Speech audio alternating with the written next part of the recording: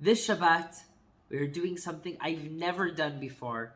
We are combining the parashat of Chukat and Balak, parshas that I did not know up until now that you can combine them. However, this only happens outside of Israel once every few years. If the holiday of Shavuot falls out on Friday, the second day of Shavuot falls out on Shabbat. So in Israel, there is no second day of Shavuot. They read the regular reading of the Parsha, and we technically fall behind 1 week.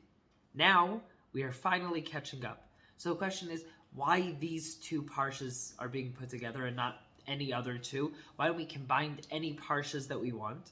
So there are actually rules that were put together of which Parshas go together, and we do not combine, for example, the Parsha of Pinchas, which is next week's Parsha, with Parashat Balak, or with the Parsha after it. The idea is it's a Parsha that needs to stand by itself.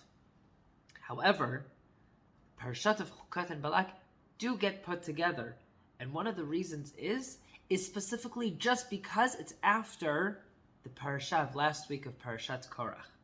So last week we read all about Korach arguing with Moshe and attacking, and all these disputes and arguments that we have inside the nation.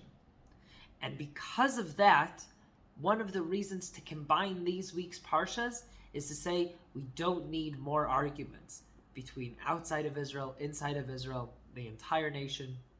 This week, we are all reading the same Parsha. So last week, we read about arguments. This week, we will read about unity. Shabbat Shalom.